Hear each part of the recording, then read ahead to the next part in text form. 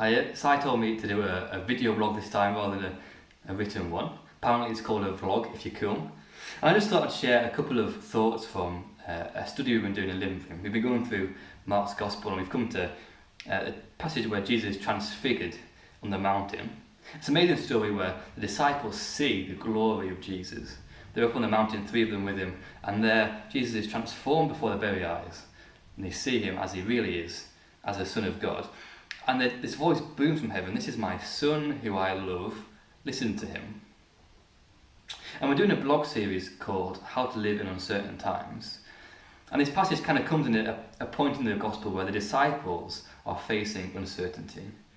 In verse 29 of chapter 8, Peter just said that Jesus is the Christ. It seems like they've got it, they understand who Jesus is. And Jesus then says to them, "But the Son of Man will suffer many things and be rejected by the elders and the chief priests and the scribes and be killed."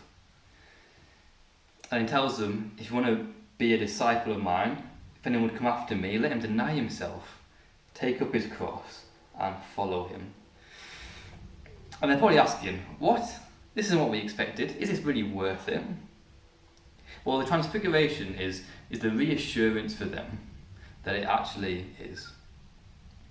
Because on the mountain, they see the glory of Jesus.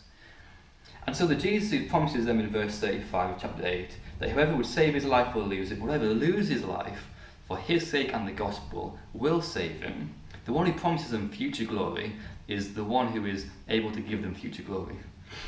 It's not just an empty promise, it's promised by God. And not only that, they see a glimpse of what that future glory will be like. They see a glimpse of what Jesus is really like in all his splendour.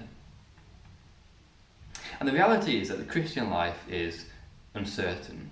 Not just because of coronavirus right now, but generally the normal Christian life is uncertain. We're told that we must deny ourselves, take up our cross and follow Jesus.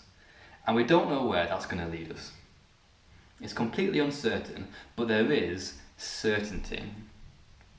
As it says in verse 35, whoever will save his life will lose him, but whoever loses his life for Christ's sake and for the gospel will save him. There is future glory, and we see that on the mountain with Jesus at the Transfiguration. So let's be bolder. We're called to be radical disciples who deny ourselves, who don't live in comfort and ease, but do what is hard for the sake of the gospel. And if we know that there is present uncertainty, well, we can be sure that there is future certainty of future glory. So let's resolve together to be bold disciples of the Lord Jesus because of this.